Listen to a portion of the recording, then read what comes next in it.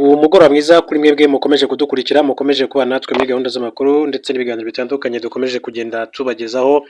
Nk'uko rero nkunze kubigarukaho byinshi biba bikomeza kugenda bigarukaho n'ibitangazamakuru bitandukanye, yaba imbere mu gihugu cy'u Rwanda, mu karere k'ibiyaga bigari ndetse n'ibitangazamakuru ku ruhando mpuzamahanga.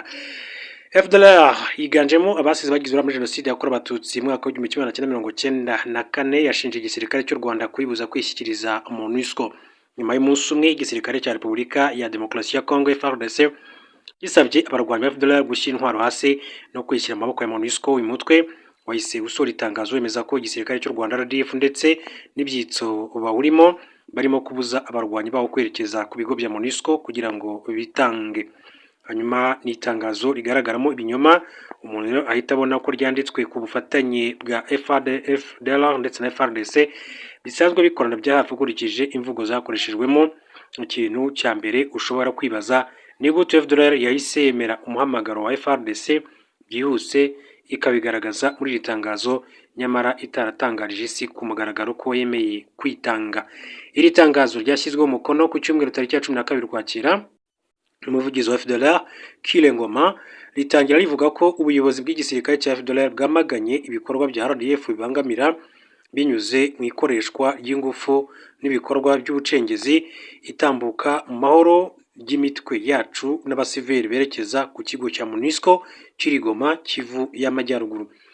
FDLR rero yakomeje igira iti mu kubahiriza ubusabe bwa guverinoma ya Repubulika ya Demokarasi ya Congo bwo ku itariki ya 11 Ukwakira 2025 twari twiyemeje kuva muri teritwari imbere y'itariki yagenwe, ariko ingabo zacu zabujijwe gukomeza zerekeza mu kigo cya MONUSCO.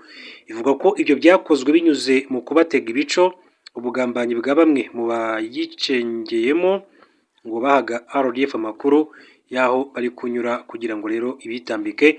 Mu itangazo ryayo FDLR yakomeje kandi ivuga ko intego yayo ya kabiri nyuma yo kwitanga ari ugutaha no kugira uruhare mu biganiro bihuza abanyarwanda byubakamo isura amasezerano yabanje atavuzwe ayo ariyo n'igihe rero yabereye yagezweho hagati y'indi mitwe ni ukuvuga itaravuzwe na guverinoma y'u Rwanda.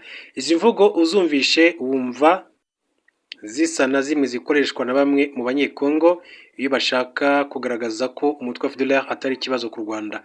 Bamwe bavuga ko FDLR itakibaho, hari urwitwazo u Rwanda rukoresha kugira ngo rujye muri Congo. Abandi bakavuga ko abayishinze u Rwanda rushinja gusiga bakoze Jenoside batakibaho, ariko nayo ntitinda rero gusohora amatangazo abanyomoza agaragaza ko ihari kandi ikora, nk'uko byakomeje kugenda bigarukaho mu bihe bitandukanye.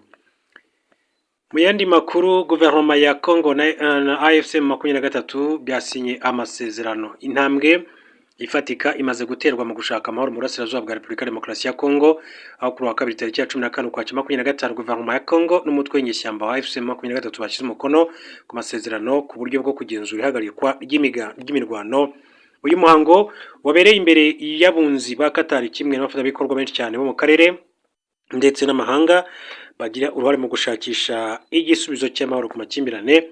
Uhagarariye Perezida Felix Antoine Tshisekedi witwa Sumbu Sita Mambo yasinye amasezerano mu izina rya guverinoma ya Congo, mu gihe Rene Abandi umuyobozi mukuru w'abashyikirana ku ruhande rw'inyeshyamba yasinye mu izina rya AFC 23. Ukurikije ibikubiye muri amasezerano, ubu buryo bwo kugenzura buzashingwa gukurikirana, kugenzura no gutanga raporo ku kurenga ihagarikwa ry'imirwano rishobora kuba. Ikigamijwe ni ugukumira imirwano iyo ari yo yose no guteza imbere icyizere hagati y'impande zombi, nk'uko amakuru akomeza kugenda bigarukaho. Inkuru nziza rero kwishimira ku ruhande rwa M23 ndetse na guverinoma ya Congo. Reka turebere hamwe n'andi makuru atandukanye akomeje kugenda avugwa. Reka duce mu gihugu cya Kenya turebe inkuru ivugwa kuri Perezida William Ruto. Perezida wa Kenya William Ruto kuri wa kabiri tariki ya 14 Ukwakira 2025 yashyizemo impuzankano ya gisirikare ubwo yaragiye kuyobora umunsi wahariwe igisirikare cy'iki gihugu KDF Day mu birindiro bya gisirikare byitiriwe Moi muri Erdole. Hanyuma nk'uko amakuru abivuga, ingabo z'igihugu cya Kenya KDF kuri wa kabiri zizije umunsi wazo ku nshuro ya 14 ku kigo cya Moi Barracks muri Erdole, mu gihe abanyakenya bashima ubutwari, igitambo no gukunda igihugu cy'abagabo n'abagore bambaye impuzankano ya gisirikare mu gihugu cya Kenya. Kuri wa kabiri mu itangazo yanyujije kuri X, KDF yasangije ubutumwa bw'ibyishimo ku basirikare ba KDF, ivuga ko ari umutima w'uburinzi bwa Kenya ndetse n'ingufu ziri inyuma y'iterambere ry'igihugu muri rusange. KDF igisirikare cya Kenya yaranditse igira iti twishimiye abasirikare bacu, umutima utera ubwirinzi bwacu n'ingufu ziri inyuma y'iterambere ry'igihugu, umunsi mwiza KDF. Ibirori byabanjirijwe n'ibindi byitabiriwe n'umugaba mukuru w'ingabo za Kenya Lieutenant General David Keta, aherekejwe n'umuyobozi mukuru uyobora ingabo mu burengerazuba Major General Jeff Nyaga. Ku itariki ya 6 Ukwakira 2025 bayoboye ingabo z'igihugu cya Kenya KDF mu muganda rusange muri iki gihugu giherereye mu karere ka Afurika y'Uburasirazuba. Hanyuma rero mu yandi makuru akomeza kugenda avugwa hirya no hino, aba yakomeje kugenda agaruka mu itangazamakuru bitandukanye, ni Perezida Donald Trump yavuze ko ashobora kutazajya mu ijuru. Perezida wa Leta Zunze Ubumwe za Amerika Donald Trump avuga ko nubwo akomeje gukora ibishoboka byose mu gushakira amahoro y'intara ya Gaza, atizeye ko ibyo byamuhesha kujya mu ijuru. Ibi Bwana Trump yabivugiye mu ndege ya Air Force One ubwo yari mu rugendo rugana mu burasirazuba bwo hagati ku cyumweru tariki ya 12 Ukwakira 2025. Umunyamakuru wa Fox News witwa Peter Dossi yamubajije niba kurangiza intambara hagati ya Israel na Hamas byamufasha kwinjira mu bwami bw'ijuru. Trump yasubije aseka ati ntabwo ntekereza ko hari ikintu kizanjyana mu ijuru, ntekereza ko wenda ntari umuntu uri mu rugendo rugana mu ijuru, ahubwo ubu nshobora kuba ndi mu ijuru. Kuri ubu turi muri Air Force One, sinizeye ko nzabasha kugera mu ijuru, ariko nahinduye ubuzima bw'abantu benshi cyane mbugira bwiza. Yakomeje avuga ko ari umuhuza mwiza mu makimbirane, yongeraho ko intambara iri hagati ya Israel na Hamas izaba intambara ya 8 yakemutse kubera we. Ku wa mbere Hamas yatangaje ko yarekuye imfungwa 20 z'abanya-Israeli. Ingabo za Israeli zahise rero zihagarika ibikorwa bya gisirikare kandi zisohoka mu bice bimwe bya Gaza.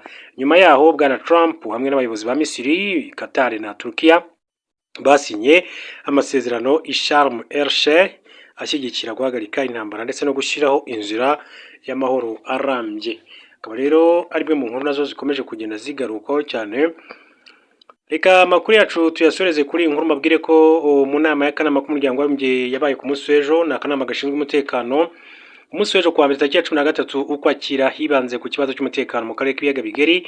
U Rwanda rwashimangiye ko rwemeje ko rukemera inzira z'amahoro zikomeje cyane cyane Washington DC, mu gihe rwagaragaje impungenge z'umutekano zikomeje zijyanye no kuba FDLR ikiri ku butaka bwa Congo.